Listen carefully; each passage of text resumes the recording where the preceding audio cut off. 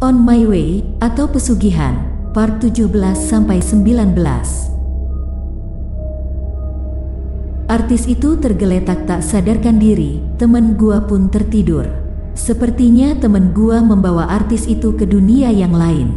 Mereka pergi ke tempat di mana artis itu melakukan perjanjian umur. Entah dengan siapa perjanjian itu dilakukan. Gua hanya menjaga raga mereka. Ulala, gua pernah bilang saat gua cerita soal Repta.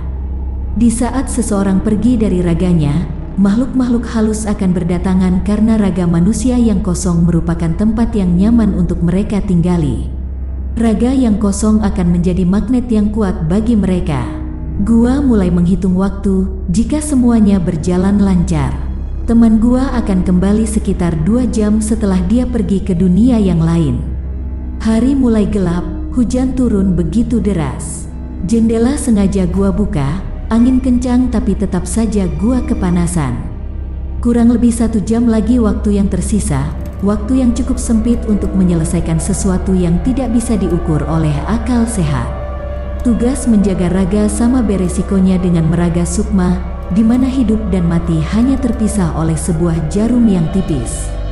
Hujan masih membasahi Jakarta, petir tak henti-hentinya menyambar dan gua bisa merasakan getarannya. Ini sudah tidak wajar, badan terasa berat, rasanya seperti ada yang duduk di pundak gua. Gua pakai cincin batu akik agar bisa melihat apa saja yang ada di ruangan ini. Saat cincin batu akik ada di jari gua gak perlu lagi pakai kacamata. Karena semuanya menjadi jelas, terlalu jelas untuk melihat sesuatu yang tidak semua orang bisa lihat. Di pundak kiri gua ada tangan, ya, hanya 1 tangan dan itu rasanya berat. Sangat berat. Gua gak berani melihat ke belakang karena gua gak bakalan sanggup untuk melihat wujudnya yang tidak enak dipandang. Dasar makhluk menjijikan. Gua lihat beberapa makhluk yang mencoba masuk ke raganya si artis. Tangan-tangan mereka jahil. Di sebelah kanan gua ada seorang teman yang sedang ikhtiar mencari cara untuk membatalkan satu perjanjian yang dibuat oleh iblis dan manusia yang mengejar dunia dengan cara yang tak baik. Iblis selalu ada selangkah di depan kita. Tak perlu cemburu, jauh sebelum kita diciptakan, dia adalah makhluk yang istimewa. Gua gak mungkin bisa mengusir mereka yang terkadang tidak takut pada apapun. Tapi saat itu gua masih membawa sesuatu yang pernah diberikan guru saat gua kerja di resto. Saat itu gua simpan tulisan itu di antara teman dan si artis yang mungkin setengah mati merayu iblis agar mau membatalkan perjanjian. Makhluk-makhluk itu tidak pergi, mereka masih ada di sana. Mereka hanya mundur beberapa langkah dan mata mereka yang bentuknya tak seperti mata kita terus melihat ke arah 2 raga manusia yang kosong seperti menunggu waktu yang tepat untuk mencuri satu tempat yang mungkin masih tersisa. Saat itu gua dengar suara langkah kaki yang berjalan perlahan mulai mendekati. Gua lihat dari kaca sebuah lemari bahwa itu adalah Art yang membawa segelas kopi yang memang gua minta sejak proses ini belum dilakukan. Kenapa lama sekali? Apa dia sangat sibuk sehingga membuat kopi saja dia membutuhkan waktu hampir 1 babak pertandingan sepak bola? Oke gak apa-apa, gua lihat ke belakang. Artnya bilang, maaf lama, gua jawab, iya mbak, gak apa-apa, dia kembali ke tempatnya. Gua udah duduk cukup lama dan saat melihat jam, masih tersisa 30 menit lagi. Di saat Anda melakukan dan menjaga raga, mata Anda akan seperti dipaksa untuk tertidur. Itu memang salah satu godaan agar kita lengah lalu semuanya menjadi kacau berantakan. Gua berdiri lalu gua jalan keluar untuk merokok. Tapi mereka berdua masih ada di dalam jangkauan gua masih bisa mengawasi mereka. Saat itu, ada sesuatu di balik pepohonan yang ada di rumah si artis. Mata gua tertuju ke sana, berharap itu bukan apa-apa. Lalu, makhluk macam itu, matanya merah banget. Apa dia sakit mata? Apa perlu saya belikan insto? Makhluk itu hanya menampakkan kepalanya saja, tapi ukuran kepalanya itu sudah cukup besar. Entah tubuhnya sebesar apa, karena kepala saja yang terlihat. Tubuhnya ada di bawah tanah. Dia bertanya, jadi kamu yang menjaga mereka? Gua jawab, iya. Anda siapa? Apakah Anda makhluk yang ada di benderamu? Dia bilang, apa itumu? Gua bilang, Madura United. Kemarin menang ya lawan Persib. Makhluk itu terlihat kebingungan dan berkata, aku tidak suka sepak bola. Tapi di Neraka aku ditugaskan untuk menendang kepala manusia sepertimu. Wadaw. Makhluk itu bilang, temanmu tidak akan bisa menolong wanita itu. Wanita itu sudah melakukan perjanjian dan perjanjian itu tidak akan pernah bisa dibatalkan. Gua tanya, Anda tahu soal perjanjian wanita itu? Dia jawab, rajaku yang mengutusku untuk mengikuti kemanapun wanita itu pergi. Gua tanya, dengan siapa wanita itu melakukan perjanjian? Makhluk itu tertawa. Dalam hati gua ngomong, gak ada yang lucu tapi dia ketawa. Waktu hidup pernah jadi penonton bayaran kali ya? Sekali lagi gua tanya, dengan siapa wanita itu melakukan perjanjian? Makhluk itu menjawab, wanita itu sudah menjual jiwanya. Saat dia datang kepada rajaku, satu kakinya ada di neraka. Saat dia melakukan perjanjian itu, dia adalah golongan kami yang berjalan dengan kakinya di atas bumi. Di neraka, wanita itu akan berjalan dengan lidahnya. Gua bilang, sekarang teman saya sedang membawa wanita itu ke hadapan rajamu. Saya pikir rajamu akan memberikan keringanan dan membatalkan perjanjian itu. Makhluk itu tertawa. Dia bilang, tidak mungkin, surat perjanjiannya ada padaku. Jika perjanjian ingin dibatalkan, dia harus membawa ini. Gua bilang, buset, pakai nota? Makhluk itu menjawab, ada kwitansi pembayarannya juga dan surat MOU ini sudah ditandatangani kedua belah pihak dengan menggunakan materai 6000 bergambar Miss Pocong 2018 limited edition yang saya beli dari kantor pos cabang Negeri Hantu untuk merayakan Asian Games Dunia Hantu antar kecamatan. Gua tanya, jadi kalau teman dan wanita itu tidak membawa surat perjanjian itu, perjanjian si wanita dengan rajamu tidak bisa dibatalkan? Dia bilang, tepat sekali. Gua bilang, itu mah akal-akalan lu aja. Gak mungkin ada surat perjanjiannya. Lalu dia bilang, tidak percaya. Apa saya harus membacakan isi perjanjian dan kontrak wanita itu bersama Tuan Raja, atau kamu akan membacanya sendiri? Gua tanya, coba sini gua lihat. Dia bilang, ini, jangan dirusak. Rusak artinya membeli. Gua bilang, gak bakalan gua rusak. Nanti sekalian gua laminating.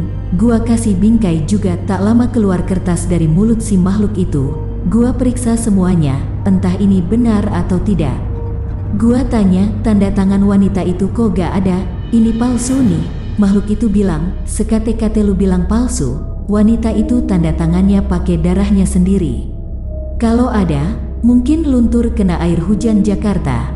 Isi perjanjiannya seperti ini, kami Dewan Kehormatan Iblis bersama Lucifer, Beelzebub, Leviathan, Elimi, Astaroth, setan Orde Baru dan setan oposisi bersama-sama dengan pihak yang lainnya, telah menerima perjanjian dengan wanita yang bertanda tangan di bawah ini. Dengan ini menyatakan bahwa dia telah menjadi milik kami dan kepada dia, kami berjanji untuk memberikan segalanya, rasa hormat, ketenaran, kekayaan dan kami akan membuat namanya harum di dunia namun paling kotor di antara kami saat di neraka. Namanya akan dikenal ratusan juta orang dan itu pemberian raja.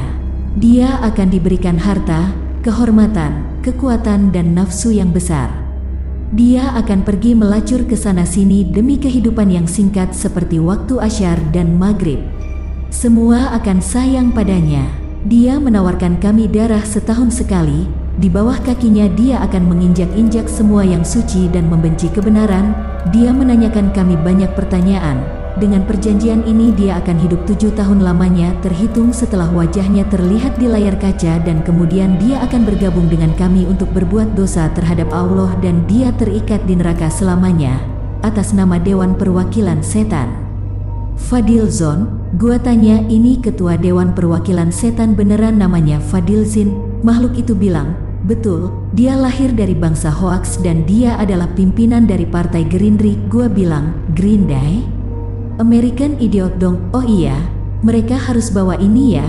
Boleh gua fotokopi? Saat itu gua inget, waktunya. Gua bilang, dasar lu setan. Lu cuma ganggu gua aja. Makhluk itu tertawa dan dia bilang, kena deh. Gua langsung ke dalam. Lewat 10 menit, apapun hasilnya, seharusnya teman gua sama si artis ini udah kembali. Tapi ini belum juga sadar. Gua bangunin temen gua, susah banget. Harusnya Gua pegang dikit aja biasanya dia langsung bangun. Beberapa kali gua bangunin, tetep aja gak bisa. Bisa kacau nih urusan. Di saat gua sibuk bangunin temen gua, terdengar suara musik yang kencang sekali. Dalam hati gua ngomong, buset nih Art, nyalain musik kenceng-kenceng amat. Kan ada HP, pakai headset aja. Volumenya full biar lu tulis sekalian. Gua teriak, woi, matiin musiknya. Ah tetap aja, apa suara gua gak kedengeran? Gua jalan ke ruang tengah. TV nyala, tapi Artnya kok gak ada. Gua panggil, Mbak, gak ada jawaban. Saat itu terdengar kayak suara orang yang lagi masangin sesuatu ke tembok, kayak yang lagi palu gitu. Gua jalan ke dapur. Hah, itu Art kenapa putus sama pacar ya Mbak? Kok bentur-benturin kepala ke tembok sih? Gua deketin dia, gua pegang pundaknya, gua bilang, Mbak, nyebut Mbak. Kenapa sih Mbak? Gua balikin badannya, idih. Matanya putih doang, yang itemnya kemana? Mulutnya terbuka kayak mulut buaya yang lagi berjemur. Gua bilang, Mbak, sadar Mbak. Lalu si Mbak tertawanya hahaha. Si Mbak mulai berbicara banyak di mana gak ada satu kata pun yang bisa gua ngerti maksudnya apa. Saat itu, terlihat darah segar mengalir ke wajahnya. Dia kerasukan. Buset deh, ribet nih urusan. Temen gua sama si artis belum pulang ini Art kerasukan. Mantul, macan tutul. Gua tahu kalau gua pasti butuh waktu yang lama untuk mencari di mana temen gua sama si artis berada. Gua harus cepet-cepet. Si Art ini masih kerasukan, terkadang nyadarin orang yang kesurupan itu bisa sangat cepat. Tapi bisa juga lama, iblis pasti mau bikin gua kerepotan. Resiko orang yang susah dibangunin saat jiwanya hilang, jika tidak cepat-cepat dijemput ke dunia yang lain. Maka cara agar mereka bisa tersadar adalah menjemput jiwanya yang mungkin ada di suatu tempat. Tapi di mana? Indonesia itu luas. Jika tidak cepat-cepat dijemput, temen gua sama si artis akan sama seperti yang pernah gua rasakan. Mereka hanya merasa seperti mimpi padahal gak bangun-bangun selama 3 hari. Gimana kalau harus menjemput jiwanya? Butuh berapa hari? Mau dimana jemputnya deh? Pertama-tama gua harus nyadarin Artnya dulu yang masih kerasukan. Saat itu gua lari ke tempat di mana temen gua dan si artis berada karena di dalam tas temen gua ada air zam-zam. Pas gua nyampe sana, karena gak gua jagain, tubuh si artis melayang. Iya, kayak mau dibawa kemana gitu. Gua kaget dong. Saat itu gua pegang kakinya si artis yang melayang. Idih, udah banyak tanda merah, kayak abis dicakar-cakar gitu. Pas gua pegang, si artis pun jatuh ke lantai. Maaf gak bisa nangkap, kejadiannya cepet banget. Terbentur keras, apa dia bangun? Kagak. Orang yang jiwanya sengaja keluar itu udah kayak mayat aja jadinya. Di situ gua gendong si artis biar tidurnya di sofa, gua pindahin dia. Setelah itu gua ambil botol yang isinya air zam-zam lalu gua kembali ke tempat si Art. Gua cari-cari kok gak ada, kemana sih nih? Kesurupan mah kesurupan aja, jangan kemana-kemana. Saat itu terdengar suara kaca yang pecah. Gua lari si Art ada di ruang tengah. Dia lempar vas bunga ke TV LED yang ukurannya gede banget. Yah rusah dah, setannya rusuh nih, ngancurin barang orang. Dulunya pasti suka tawuran atau ngacak-ngacak toko orang. Premandi, Art itu ngamuk, ngelempar semua benda yang ada di depannya. Akuarium dibanting sama dia, hancur semuanya. Lalu si Art duduk dan tertawa. Dia bilang, kamu pikir kalian lebih baik dari bangsa kami? Harusnya kalian tidak ikut campur dan malam ini akan ada 2 nyawa yang hilang. Dia bilang, temanmu datang ke tempat yang salah. Ketahuilah, malam ini bangsa kami bersuka cita karena ada 2 orang yang akan menemani kami di neraka. Tuhanmu meridoi segala cara yang kami tempuh untuk menyesatkan kalian. Kalian pikir kami lemah, tidak? Kami berhasil menipu kalian. Saat gua ngeluarin rungrung, dia hanya tertawa dan bilang, kamu pikir kamu bisa mengalahkan kami dengan benda seperti itu yang isinya hanya salah satu dari golongan kami yang paling lemah?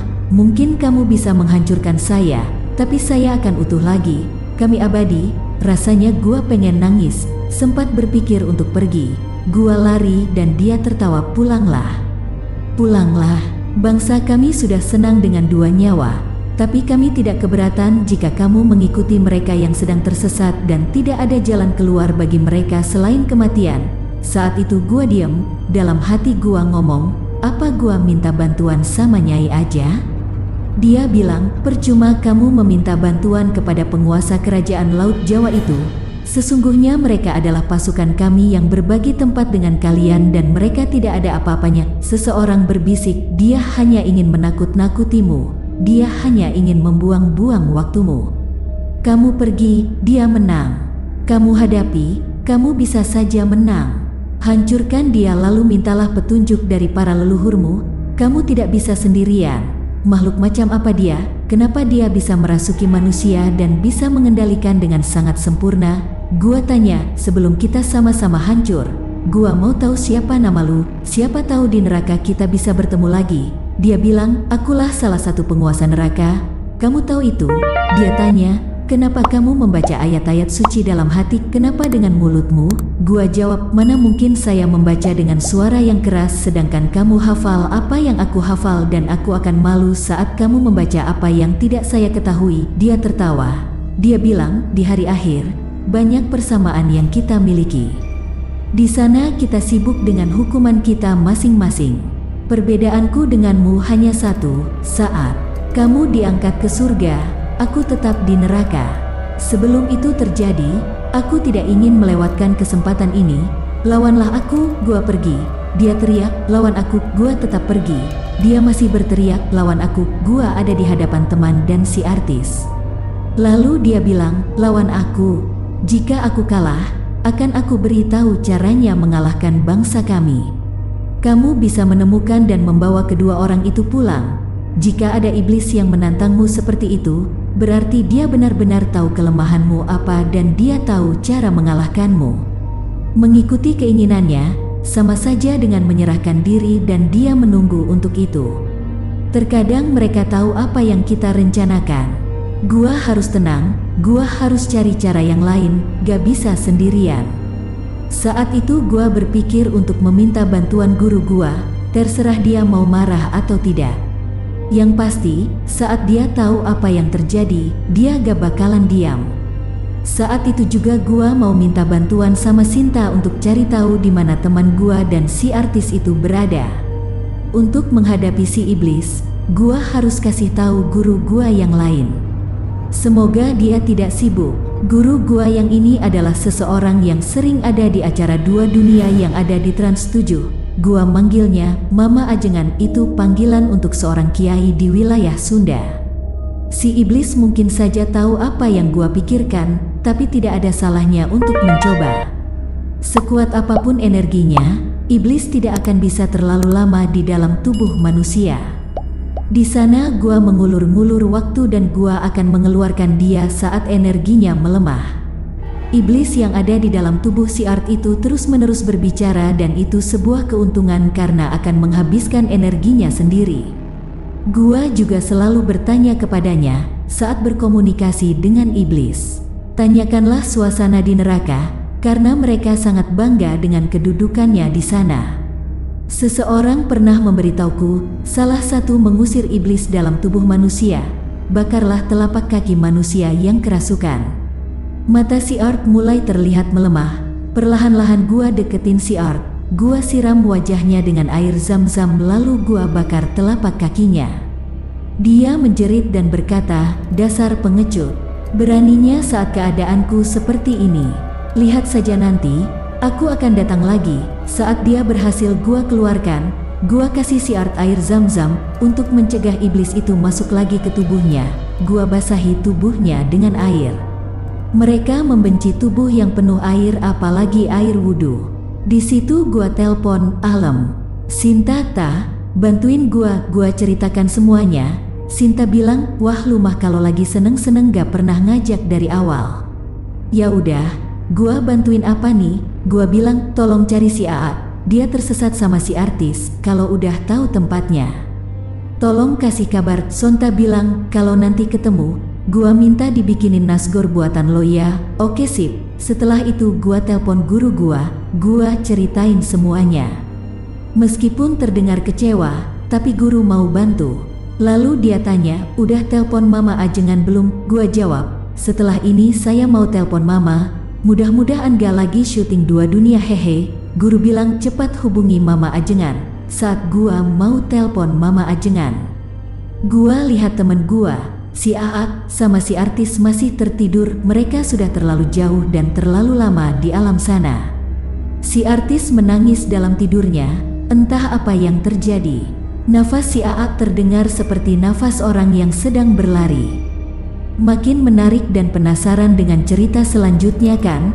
Terus pantengin channel Asal Gawe. Jangan lupa like, komen, subscribe, dan bagikan, serta tonton video lainnya. Salam sehat dan sukses untuk semua.